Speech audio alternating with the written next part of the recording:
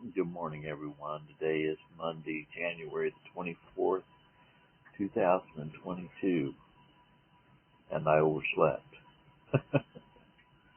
I overslept. I had every intention of getting up at 5:30 this morning. I was going to get a jump on life, and I was going to get everything done, but God had other plans.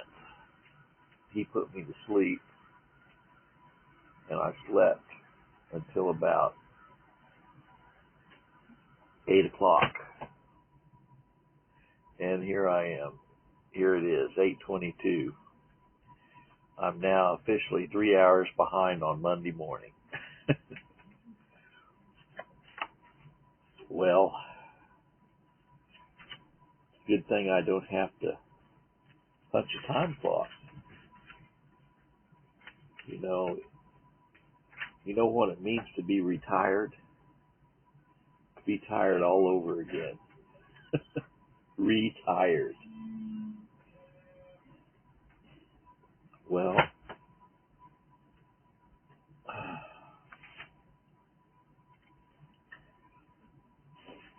have you ever heard someone say, the Lord's late, he's late for his return? The Lord is going to come back right on time. The Lord never sleeps. The Lord doesn't require sleep. The Lord himself shall descend from heaven with a shout, with the voice of an archangel, and with the trump of God, and the dead in Christ shall rise first, and we that which are alive and remain shall be caught up together with them in the clouds to meet the Lord in the air, and so shall we ever be with the Lord. Wherefore, beloved, seeing that we look for such things, be diligent, that ye may be found in him in peace, without spot and blameless. Be ye also patient, establish your heart, for the coming of the Lord draweth nigh.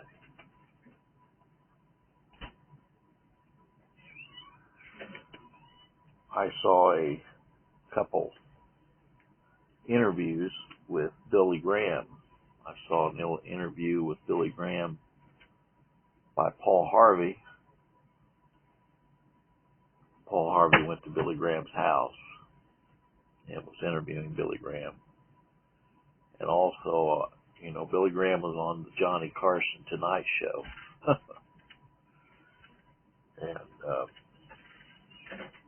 And Johnny Carson said he considered Billy Graham to be a very good friend of his.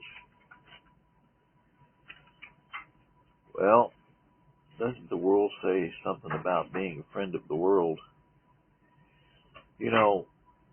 Billy Graham was very, very popular.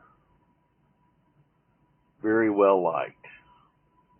Liked by everybody. He had the audiences of I don't know how many presidents.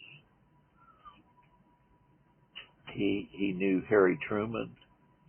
He knew Dwight Eisenhower. He even admitted he supported Richard Nixon for president. He was good friends with Billy Carter. And I guess it was Jimmy Carter.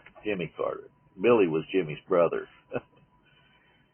And of course, he was friends with, I'm sure he was friends with the Bushes and Bill Clinton.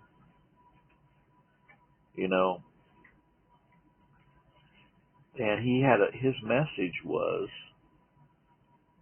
you have to make a decision for Christ. And he went all over the world. In fact, he said he'd been in every airport in the United States and throughout the world. And he said he'd been in almost every hotel chain throughout the world. He traveled all over the world, had the acceptance of kings and prime ministers, and presidents, and queens. Met with the Queen. And we know he was friends with the Pope. And he got honorary degrees from the Roman Catholic Church.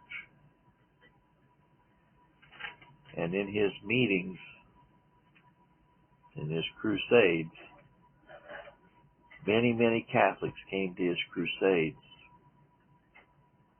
And he sent those Catholics that came down to make a decision for Christ right back into the Roman Catholic Church.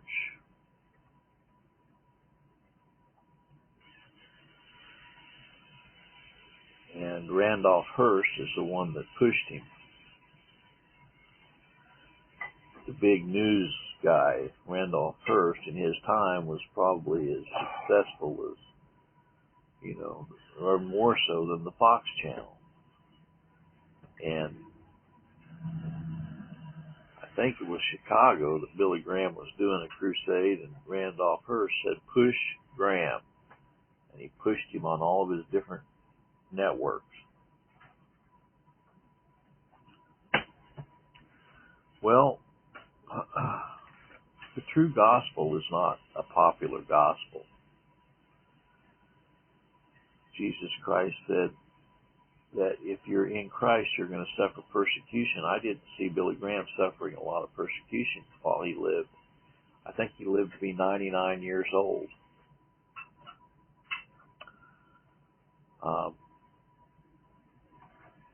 I was telling my son Mark, if you contrast Billy Graham with the disciples, it's quite a contrast. All the disciples were martyred except John, who was boiled in oil, And look at the New Testament church, how many were persecuted because of their stand for Christ. Billy Graham bragged on the Johnny Carson show that in Korea there was over 1 million people that came to see him, over 1 million. The largest crowd ever to come to see someone in history came to see Billy Graham. Well, never heard Billy Graham talk about predestination or election, or the fact that I never heard Billy Graham preach a sermon on the 9th chapter of Romans.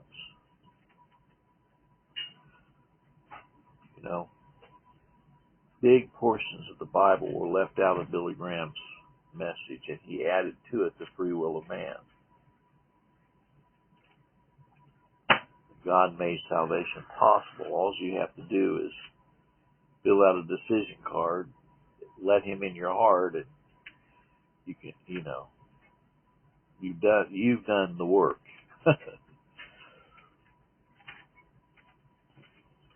And so anyway, what a contrast between itinerant ministers or itinerant people like myself who live in the far corner of the earth, so to speak. And I can count on one hand the airports I've been into. I've been in the Dallas airport. I've been in the Chicago airport in Kansas City. And also been in Phoenix. And I've been in, I think I've been in the Colorado airport. I certainly haven't been out of this country. I've never been out of this country. And I've never preached to millions of people. Sometimes on the devotional it'll reach 100 people. But you know what? the gospel that I teach is not a popular gospel. All that the Father hath given him will come to him, and all that come to him I will in no wise cast out. So this morning, let us remind ourselves that the gospel of Jesus Christ is not a popular gospel. The gospel of free will is a popular gospel. Okay? And it's very, very attractive to the masses. Millions of people have embraced the free will gospel. Millions of people have embraced the free will gospel.